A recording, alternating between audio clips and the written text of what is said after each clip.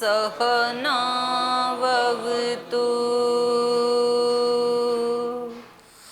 सहनौ भुनक्तु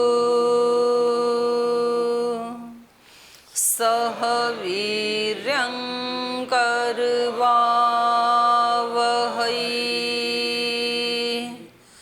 तेजस्विनावधीतमस्तु मा विद्विषावहै।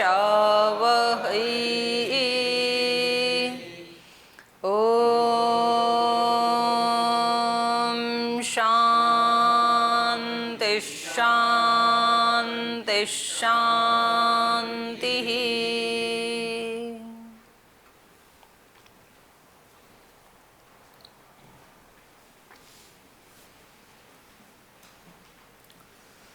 तो जो ऋषि श्रृंग हैं वो अयोध्या में आ चुके हैं और इनको यज्ञ के पुरोहित के रूप में लाया गया है यज्ञ करवाने के लिए। और जो उस समय के चक्रवर्ती सम्राट हैं, अश्वमेध यज्ञ करने का अधिकार चक्रवर्ती सम्राट को होता है। उसका घोड़ा जहाँ जहाँ तक जाएगा वहाँ वहाँ तक उसका साम्राज्य होता है। तो जो उस घोड़े को पकड़ लेगा तो उसको युद्ध करना पड़ेगा राजा के साथ। तो अगर वो पराजित हो जाता है तो फिर उसको अधीनता स्वीकार करनी पड़ेगी, या फिर कोई बिना युद्ध किए ही उस घोड़े को आगे जाने देता है भेंट दे करके कुछ, तो ये माना जाएगा वो भी उनकी अधीनता स्वीकार कर रहा है। तो महाराजा दशरथ और उनसे पहले भी जो उनके पूर्वज हैं वो चक्रवर्ती सम्राट की ही इनकी परंपरा रही है श्री राम पर्यंत। तो इतना बड़ा सम्राट जिनको लेने के लिए जा रहा है, जिनका आदर सत्कार कर रहा है, जिनके सम्मान में पूरे नगर को सजाया जा रहा है, तो आप इससे अनुमान लगा सकते हैं कि उस समय पुरोहित का कितना बड़ा आदर सम्मान था। आज तो मतलब अगर किसी को ये कहें कि भाई ये क्या काम करते हैं, बोल जी पुरोहिताई करते हैं, तो थोड़ी एक ऐसी लगता है कि जिसको कुछ भी काम नहीं मिला तो वो पुरोहिताई करने लग गए। लेकिन उस समय पुरोहित का बहुत ऊंचा सम्मान था। और अगर हम वैदिक परंपरा की बात करें तो वेद में भी जो ऋग्वेद जो ज्ञान का वेद माना जाता है, ज्ञान विद्या का जो आधार माना जाता है, तो उसमें भी जो पहला ही मंत्र है उसमें ईश्वर की स्तुति करते हुए जो ऋषि है वो ईश्वर को पुरोहित कह रहे हैं। अग्निम मीले पुरोहितम, माने उस अग्नि को मैं ईड़े ईडे ईडस्तुतौ उसकी स्तुति करता हूँ, जो कैसे हैं पुरोहितम, पुरोहित हैं। पुरोहित मतलब सामने से हित करने वाले, आगे लेकर के जाने वाले, जो पुरी का हित करने वाले हैं। पुरी मतलब ये शरीर और पुरी मतलब नगर। तो जो सबका हित करने वाले हैं, जो सबको आगे ले जाने वाले हैं, उसको मैं स्तुति करता हूँ। पुरोहित मतलब जो यज्ञ को संपन्न कराने वाले हैं उसको पुरोहित कहते हैं। तो जो इस सृष्टि यज्ञ को आगे ले जा रहे हैं, सृष्टि का जो ऊर्ध्वारोहण कर रहे हैं वो पुरोहित हैं। जो इस सृष्टि यज्ञ की उत्पत्ति करते हैं, फिर इसको इतने सुंदर तरीके से चलाते हैं इस सृष्टि यज्ञ को, और अंत में इसको पूर्ण आहुति तक लेके जाते हैं, वो पुरोहित हैं। और जो यज्ञशाला में चलने वाला यज्ञ है उसकी जो जिम्मेदारी लेते हैं कि हम आपका यज्ञ करवाएंगे और इसको पूर्ण आहुति तक निर्विघ्न संपन्न करवाएंगे, उसको कहते हैं पुरोहित। तो उस व्यक्ति के अंदर वो पात्रता होनी चाहिए, उसने पहले कभी ऐसे यज्ञ संपन्न करवाए हों निर्विघ्न, तो वो व्यक्ति पुरोहित हो सकता है। ऐसे ही हमारा जीवन भी एक यज्ञ है और ये आगे बढ़ता चला जा रहा है। इस यज्ञ को जो संपन्न करवा दे तो ऐसे गुरु आचार्य भी पुरोहित होते हैं। जीवन के यज्ञ को माता पिता और गुरुजन ये संपन्न करवाते हैं, इसलिए उनको भी पुरोहित कहा है। तो पुरोहित का बहुत ऊंचा स्थान है वैदिक संस्कृति में, क्योंकि यज्ञ में अनेक विघ्न आना एक स्वाभाविक सी बात है। जीवन यज्ञ में अनेक विघ्न आना स्वाभाविक बात है। हम बहुत प्रमाद में हम जीते हैं, तो कभी हमारे अंदर कोई त्रुटि आती है, कभी कोई दोष करते हैं। हम रोज़ाना और हर घंटे कुछ ना कुछ दोष करते ही रहते हैं। तो तब हमें घर में हैं तो माता पिता बताते हैं, कहीं समाज में काम कर रहे हैं तो जो समाज के वरिष्ठ जन हैं जिन्होंने अपने जीवन यज्ञ को आगे बढ़ाया है वो हमें बताते हैं भाई ये ठीक नहीं है। अगर हम कहीं आश्रम में गुरुकुल में रहते हैं तो हमारे गुरुजन हमें बताते हैं कि ऐसे नहीं, आपको ऐसे कार्य करना चाहिए। ऐसे ही जो साधक हैं, योगी हैं, उनको अंतःकरण में परमात्मा बताते हैं कि ऐसे करना है, ऐसे नहीं करना, इसलिए वो परमात्मा भी पुरोहित है। तो इतनी बड़ी महिमा है पुरोहित की, जिनके पीछे इतने बड़े बड़े सम्राट भी नतमस्तक होते हैं। तो इसका मतलब कितनी उनमें शक्ति होगी, कितना उनके अंदर आत्मबल होगा, कितना ज्ञान होगा, कितनी भक्ति की पराकाष्ठा होगी, कितने कर्मशील होंगे। ऐसे व्यक्ति को इतने बड़े सम्राट और इतने बड़े यज्ञ के पुरोहित बना रहे हैं। और ऐसे ही जो दूसरे उसके विशेषण हैं उस मंत्र में, अग्निमीळे पुरोहितम यज्ञस्य देवम, ये पुरोहित यज्ञ का देवता होता है। यज्ञस्य देवम, तो सृष्टि में यज्ञ चल रहा है, उस यज्ञ के देव तो परमात्मा ही हैं। फिर समाज में कोई यज्ञ चलता है, कोई बड़ा कार्य हो रहा होता है, तो उसके राजा देवता होते हैं यज्ञस्य देवम। कोई किसी इंस्टीट्यूट में, किसी संस्थान में, संगठन में कोई बड़ा कार्य हो रहा है तो जो उसका फाउंडर है, जो उसका प्रवर्तक है, वो उसका देवता होता है यज्ञस्य देवम। और हमारे जीवन का, जीवन रूपी जो यज्ञ चल रहा है उसका देवता कौन होता है? उसका देवता माता पिता होते हैं, उसका देवता गुरुजन होते हैं। तो इसलिए उपनिषदों में भी कहा मातृदेवो भव, पितृदेवो भव, आचार्य देवो भव, अतिथि देवो भव, राष्ट्र देवो भव। क्या अर्थ है इन शब्दों का? मातृदेवो भव का क्या अर्थ है? मातृदेवो भव इस शब्द का क्या अर्थ है? क्या समास है यहाँ पर? मातृदेवो भव में क्या समास है? इसका अर्थ क्या है? किसी पद का अर्थ उसके समास से पता चलता है, उसमें कौन सा समास है। तो कौन सा समास हुआ? हाँ बिल्कुल ठीक है। माता है देवता जिसकी, वो व्यक्ति क्या हो गया? मातृदेव। तो ये आदेश है कि आप कैसे बने? मातृदेवो भव, बने ऐसे। कैसे बने? कि आपकी माँ आपके लिए क्या हो? देवता। पितृदेवो भव, पिता क्या हो? देवताओं के साथ कैसा आचरण किया जाता है? मंदिर में जाते हैं ना देवताओं के सामने, तो कैसे होते हैं हम? विनीत होते हैं, समर्पण के भाव में होते हैं, अपने दोष स्वीकार करने के भाव में होते हैं, उनको ठीक करने की शक्ति उनसे मांगते हैं, सेवा की प्रवृत्ति में होते हैं। चित्त की कैसी स्थिति होती है देवता के पास जाते हैं तो?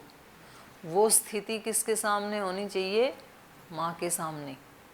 माँ को बुद्धू नहीं समझना चाहिए, अनपढ़ नहीं समझना चाहिए, हाउसवाइफ नहीं समझना चाहिए। मातृदेवो भव, ये शास्त्र का आदेश।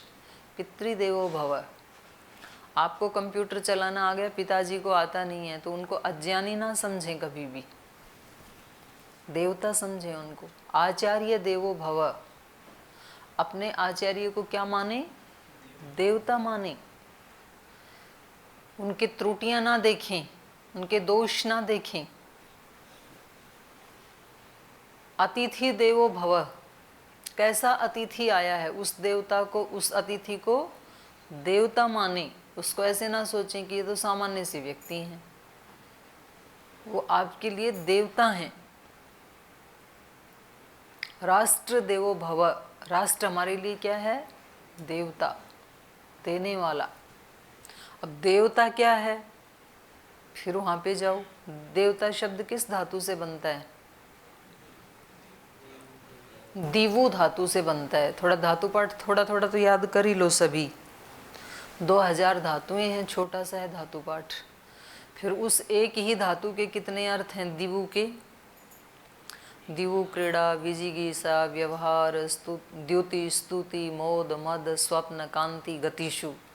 फिर गति के भी 3 अर्थ, ज्ञान, गमन, प्राप्ति। मतलब ऐसे बढ़ाते जाओ। संस्कृत शब्द का ही, भाषा का ये सौंदर्य है कि उसका इतना विस्तार होता चला जाता है, जैसे वट वृक्ष की जड़ों का नीचे और ऊपर विस्तार होता ही चला जाता है, ऐसी ये संस्कृत भाषा है।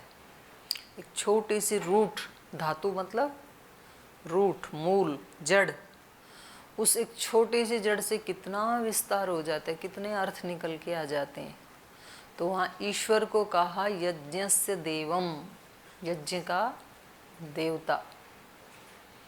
तो यहाँ भी जो पुरोहित होता है, जो यज्ञ का देवता है, माने जो यज्ञ को संपन्न कराने वाला है, वो ईश्वर का ही प्रतिरूप है। जो समाज रूपी यज्ञ को पूरा करवाने वाला है, वो राजा भी ईश्वर का ही स्वरूप है।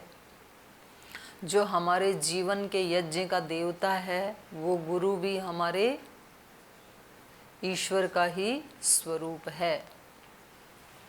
तो इतने गहरे अर्थ हैं इन शब्दों के।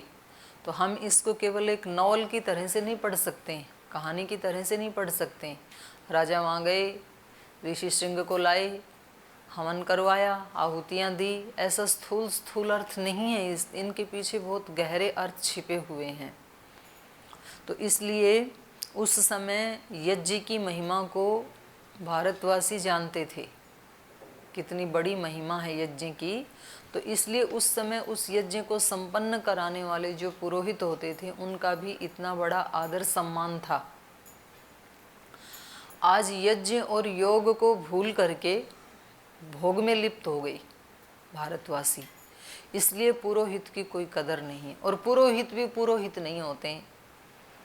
स्वयं पुरोहित भी केवल उनकी दृष्टि भी दक्षिणा के ऊपर होती है कि हम किस व्यक्ति के घर में जाकर के यज्ञ कराएं जहाँ से हमें अच्छी सी दक्षिणा मिले, और उस दक्षिणा से फिर हम भौतिक सुखों के संसाधनों को एकत्रित करें।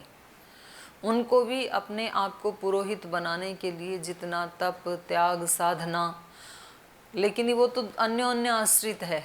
जितना व्यक्ति अपने आप को साधन संपन्न और साधना संपन्न बनाएगा, उतना उतना उसका आदर सम्मान भी बढ़ता चला जाएगा। और जितना जितना वो अपनी साधना को हटाएगा, तो उतना उतना उसका गौरव भी कम होता चला जाएगा। तो पुरोहितों को भी बिल्कुल पुरोहित ही बनना चाहिए, आगे ले जाने वाला बनना चाहिए। और आगे तो वही व्यक्ति ले जा सकता है जो पहले आगे जा चुका है। योग में देश को आगे ले जाने में श्रद्धेय स्वामी जी महाराज का सर्वाधिक बड़ा योगदान है। तो ये कैसे हो पाया? जब उन्होंने स्वयं उस विद्या का वर्षों तक, कई दशकों तक अभ्यास किया। तो इतना पुरुषार्थ किया तो फिर सम्मान के पात्र बनते हैं। तो व्यक्ति को लगे रहना चाहिए। और कोई भी हमारे जीवन यज्ञ को अगर आगे ले जाने वाला नहीं मिले, तो फिर ये ग्रंथ हैं हमारे लिए। अगर कोई लाइव ना मिले ऐसा गुरु, हम सब का तो सौभाग्य है जो हमें मिला ऐसा गुरु। पर अगर किसी को नहीं मिले, उनके फिजिकल सानिध्य में रहने को नहीं मिले, या उनके उपदेशों को भी सुनने को नहीं मिले, तो फिर ये ग्रंथ हमारे लिए देव का ही काम करते हैं, पुरोहित का काम करते हैं। यज्ञस्य देवम, यज्ञ के देवता, हमारे जीवन रूपी यज्ञ के देवता पुरोहित, आगे ले जाने वाले। ऋत्विजम, ऋत्विक माने हर ऋतु में यजन करने वाला, उसको ऋत्विक कहते हैं। और जो सरल होता है उसको भी ऋत्विक कहते हैं, ऋजु जिसको कहा जाता है। जो कुटिल नहीं होता है ना, वो यज्ञ कर सकता है, उसका जीवन यज्ञ में बन सकता है। जिसके अंदर जटिलता बहुत रहती है, कुटिलता बहुत रहती है, उलझन बहुत हैं, ग्रंथियां बहुत हैं, अंदर तरह तरह के संशय बहुत हैं, तो फिर यज्ञ नहीं हो पाता है। फिर यज्ञ के लिए तो साफ सुथरा सरल होना ज़्यादा ज़रूरी है। अब यज्ञशाला में सब जगह कुछ ना कुछ बिखरा पड़ा हो, कहीं रस्सियाँ बिखरी पड़ी हैं, कहीं कुछ सामान बिखरा पड़ा है, सब अस्त व्यस्त पड़ा हो, कैसे यज्ञ करें, उसमें कैसे संपन्न होगा? उसके लिए वहाँ पर सरलता होनी चाहिए। और दूसरा ऋत्विज का अर्थ है हर ऋतु में यजन करने वाला। एक दिन तो यजन किया और फिर 6 महीने सोई, तो ईश्वर ऐसे नहीं करते ना कि एक दिन तो सूर्य का प्रकाश भरपूर दे दें और फिर 6 महीने सूर्य की छुट्टी, तो कैसे चले सृष्टि फिर? तो सूर्य प्रतिदिन आता है और ठीक समय पे आता है, आगे पीछे भी नहीं होता। आपकी तरह नहीं करता कि कक्षा में 9:15 बजे आना है तो कभी 9:30 तक आ रहे हैं, कभी 9:35 तक आ रहे हैं, कभी कोई 9:40 तक भी आ रहे हैं। अगर सूर्य रोजाना ऐसे करने लगे तो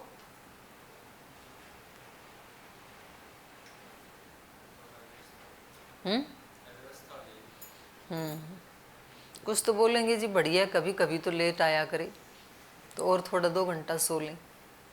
आलसी आत्मा ऐसे ही सोचते हैं दूसरे के लिए भी, कि स्वामी जी क्यों रोजाना टाइम पे आते हैं, किसी किसी दिन तो हमारी तरह सो जाया करें, फिर 6 बजे आया करें, तो हम फिर 7 बजे आया करेंगे कि जी जैसे आपको 1 घंटा नींद आई ऐसे हमें भी आ गई। तो भगवान का यज्ञ कैसे चल रहा है? हर ऋतु में बराबर, हर ऋतु ठीक 2 महीने के बाद आ जाती है। 6 ऋतुएं होती हैं ना, तो हर ऋतु में यजन करने वाला। और ऋतु का मतलब होता है मौसम, पर्यावरण। तो जीवन में भी मौसम बदलते रहते हैं, परिस्थितियां बदलती रहती हैं। तो हम ये नहीं कह सकते कि जी जब सब प्रकार की अनुकूलताएं होंगी जीवन में तब तो यज्ञ कर लेंगे, और जब प्रतिकूलताएं होंगी तो सबसे पहले यज्ञ को ही छोड़ेंगे। ऐसे नहीं कहना चाहिए। ऋत्विजम शब्द कह रहा है हर ऋतु में यजन करना, हर परिस्थिति में अपना यज्ञ अखंड बना रहे, जीवन यज्ञ। तो जो रोजाना श्रद्धेय स्वामी जी महाराज हमें बताते हैं अखंड योग, अखंड अभ्यास, अखंड पुरुषार्थ, वो तो अखंड के साथ प्रचंड और जोड़ते हैं। अखंड भी करो, वो भी धीरे धीरे ना करो, प्रचंड करो। तो अखंड अभ्यास, अखंड योग, अखंड यज्ञ, तो इसलिए इनकी इतनी महिमा है ऋषि श्रृंग की। हमें लगता है भाई एक व्यक्ति को लाने के लिए ये इतना कथानक बना रहे हैं, इतनी लंबी चौड़ी कथा लिख रहे हैं, इतना टाइम वेस्ट कर रहे हैं, कुछ आनंद सा नहीं आ रहा है। ऐसी कहानी फटाफट पढ़ा दो बस, आ गए, यज्ञ शुरू हो गया, आगे बोलो क्या हुआ। राम की उत्पत्ति हो गई, उसके आगे रामायण शुरू होगी जब राम की एंट्री होगी तब, उससे पहले तो ऐसे ही चल रहा है। तो राम की एंट्री ऐसे थोड़ी हो जाएगी, राम का जन्म ऐसे ही सहज थोड़े हो जाएगा। आनंद तो वास्तव में तभी आएगा जब हमारे अंदर राम की अभिव्यक्ति हो जाएगी। राम मतलब ब्रह्म। जब तक राम की उत्पत्ति नहीं हुई, अभिव्यक्ति नहीं हुई, तब तक जीवन कैसा है? पशु जैसा ही है तब तक। तो तब तक क्या आनंद आएगा बिना राम के? बोल जाए हमारे जीवन में तो राम की अभिव्यक्ति हो गई, हमारे गुरुजी राम है, तो ये भी बड़ी बात है। आपने पहले किया होगा यज्ञ, सबको तो सुलभ नहीं है, गुरुजी आपको सुलभ है, पर अब उसके आगे भी करो। फिर एक तो ये तो हुआ ना, मतलब फिजिकल सानिध्य में आई, जो कल परसों बात चल रही थी, तत्सन्निधौ अहिंसा प्रतिष्ठायाम तत्सन्निधौ वैर त्याग। तो अब अभी तो फिजिकल सानिध्य में आए हैं, तो अभी उनका सच्चे अर्थों में आत्मजा बनना, अंतेवासी बनना। शिष्य को अंतेवासी कहा है ना संस्कृत में, तो अंतेवासी मतलब अंदर निवास करने वाला। अंदर निवास कौन करता है? जिससे हम अत्यंत प्रीति करते हैं। हमारे मन में, हमारे अंदर कौन निवास करता है? जिससे हम अत्यंत प्रीति करते हैं। माँ से अत्यंत प्रीति करते हैं तो माँ का निवास रहता है, पिता से करते हैं तो पिता का होता है, गुरु से करते हैं तो गुरु का, भाई बहन से करते हैं तो भाई बहन, मित्र से करते हैं तो मित्र, पति पत्नी से करते हैं तो पति पत्नी, बच्चों से करते हैं तो बच्चे। जिससे हम अत्यंत प्रीति करते हैं वो हमारे अंतःकरण में निवास करता है। तो शिष्य अंतेवासी कब बनेगा गुरु का? जब गुरु के अंतःकरण में शिष्य निवास करे। शिष्य के अंतःकरण में गुरु निवास करें तो स्वाभाविक है, क्योंकि गुरु इतने महान होते हैं। पर कोई शिष्य अपने गुरु के अंतःकरण में निवास करने लगे, उस दिन शिष्यत्व पूरा हो जाता है। वो हमें बनना है अभी। तो ये बड़ा सुंदर प्रसंग है और बहुत गहरा प्रसंग है ये, और ये वेद के साथ इसका संबंध है। वेद का पहला ही मंत्र, ईश्वर में है ये सारे गुण। अग्निमीळे पुरोहितम यज्ञस्य देवम ऋत्विजम होतारम रत्नधातमम। रत्नों को धारण करने वाला। तो बाहर के संसार में तो रत्न किसको कहते हैं? वो जो पत्थर होते हैं ना, कोई लाल, हरा, पीला, नीला, उनको रत्न कहते हैं। नवरत्न हैं, 9 प्रकार के हैं वो। तो कोई कोई तो अपने घर में वो बनाते हैं उसका डिजाइन, बोले जी ये जो हमने वो रंगोली बनाई है ना, इसमें ये कलर्स नहीं है, ये नवरत्न भरे हुए हैं। बेंगलुरु में हैं एक स्वामी जी महाराज के भक्त, तो उन्होंने अपने पूजा के घर में वो रंगोली बना रखी, उसमें नवरत्न लगा रखे हैं। ऐसे कोई उसमें पहनता है हाथ में। तो एक तो ये रत्न होते हैं, और दूसरे व्यक्ति के गुणों को भी रत्न कहा जाता है। भारत रत्न, तो भारत रत्न देने का विधान तो उसी व्यक्ति के लिए किया था जिसने पूरे भारत के लिए कोई ऐसी श्रेष्ठ सेवा की हो। तो कहेंगे कि ये भारत माता का रत्न है, उसको दिया जाता है। अब उसको विकृत कर दें वो अलग बात है, कभी कभी वो अन्य व्यक्तियों को भी दे दिया जाता है, और जो उसके पात्र हैं वो वंचित भी रह जाते हैं। तो रत्न गुणों को भी कहते हैं। तो ईश्वर क्या है? रत्नधातमम। सब रत्नों को, सब विशेषताओं को, सद्गुणों को, सदाचरण को धारण करने वाले हैं। और उनके जो अनुयायी हैं, तो राजा भी रत्नधातमम होता है, गुरु भी रत्नधातमम होता है। तो यहाँ ऋषि श्रृंग जो पुरोहित हैं वो भी क्या हैं? रत्नधातमम। वो भी रत्न है अपने आप में एक, उनके अंदर इतनी विशेषताएं हैं। तो ऐसे ये जो व्यक्ति हैं, इनको यहाँ पर लाया गया है।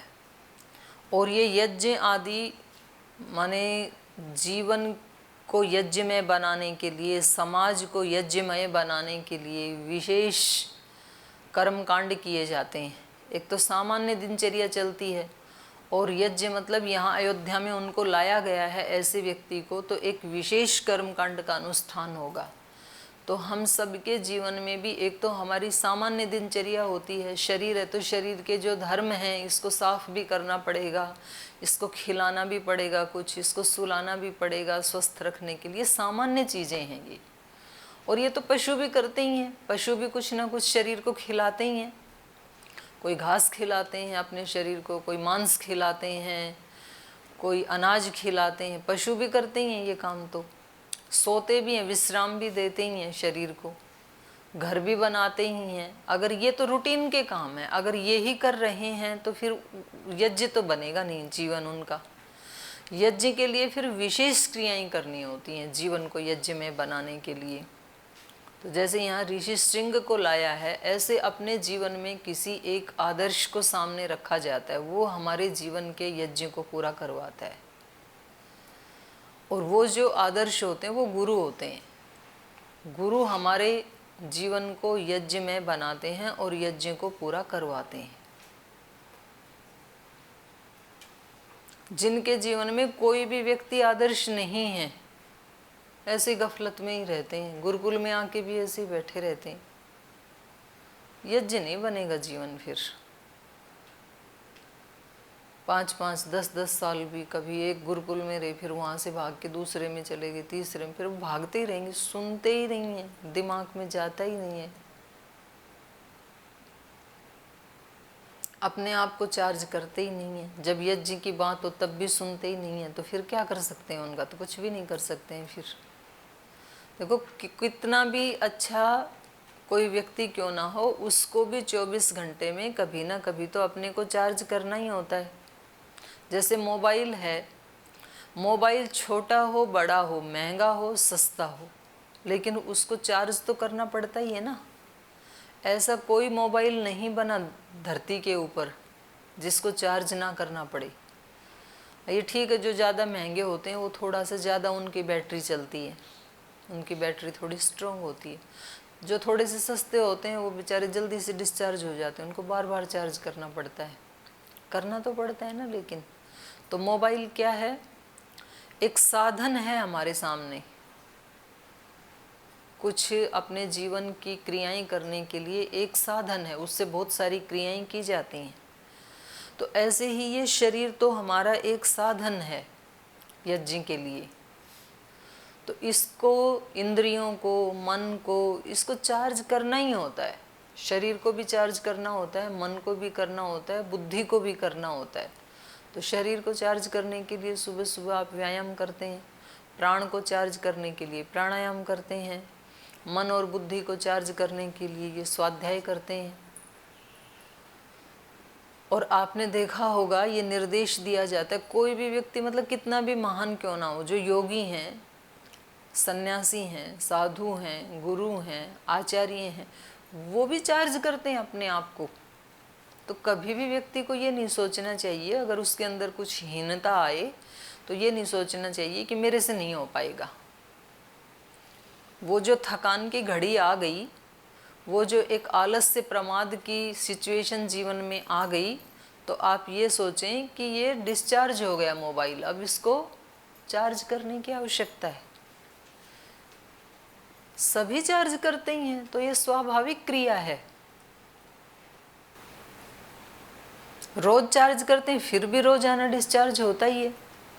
तो ऐसे कभी भी मन में न आने दें कि हम रोज ध्यान भी करते हैं, इतना सब कामों को करते हुए ख्याल रखते हैं, फिर भी कभी ना कभी मन में कमजोरी आ जाती है, त्रुटि हो जाती है, तो ऐसे लगता है कि हमारे लिए ये मार्ग योग का नहीं है, हम नहीं कर पाएंगे, हम कोई ऐसे ऊंचे महान साधक नहीं। ऐसे नहीं सोचना चाहिए व्यक्ति को। ऐसे सोचना चाहिए कि अब मेरे को अपने आप को चार्ज करने की आवश्यकता है। या फिर हम दूसरे के ऊपर बड़बड़ाते हैं, परेशान हो गए, तो अब इस घड़ी में हम क्या करते हैं, परेशानी वाली घड़ी में दूसरों को ब्लेम करना शुरू कर देते हैं, दूसरों को दोष देना शुरू कर देते हैं, दूसरों की कमियां ढूंढना शुरू कर देते हैं। तो इससे हमारी बैटरी चार्ज नहीं होगी। हमें ये सोचना चाहिए कि मुझे दूसरों को ब्लेम नहीं करना, मुझे अपने आप को चार्ज करना है। और अपने आप को चार्ज करने के लिए चार्जिंग प्लग पावर क्या है? ईश्वर हैं, गुरुजन हैं, और ये सारी क्रियाएं हैं। तो ये जो रामायण हम पढ़ रहे हैं, ये क्या कर रहा है? रामायण का पाठ क्या है हमारे लिए? मन बुद्धि को चार्ज करने की क्रिया है, ये चार्जिंग हो रही है इस समय। तो चार्जिंग होते समय जैसे दिखती नहीं है, उसकी वो बैटरी से शाइन मिल जाता है कि चार्जिंग चल रही है। तो जब अगर चित्त की स्थिति बेहतर होती चली जा रही है इसको सुनते सुनते, तो इसका मतलब चार्जिंग हो रही है। और यहाँ बैठे बैठे भी अगर चित्त की वो स्थिति है, तो इसका मतलब कनेक्शन लूज है, फिर चार्जिंग नहीं हो रही है। चार्जिंग होनी चाहिए, लेकिन क्योंकि चार्जिंग नहीं होगी तो हम काम करेंगे कैसे? उस मन से और उस बुद्धि से जो मोबाइल डिस्चार्ज हो गया, उससे काम करेंगे कैसे? और जब मोबाइल को चार्जर पे लगाया जाता है ना, तो मोबाइल बनाने वाली कंपनियां ये निर्देश देती हैं कि जब तक वो चार्जर के ऊपर है, उस समय, उस पीरियड में उससे काम नहीं करना चाहिए, बात नहीं करनी चाहिए, अपरिहार्य परिस्थिति को छोड़ के। मानो कोई बहुत ही ऐसी इमरजेंसी आ गई कि भाई चार्जर पे लगे लगे भी व्यक्ति को बात करनी पड़ गई, तो वो केवल अपवाद में ऐसा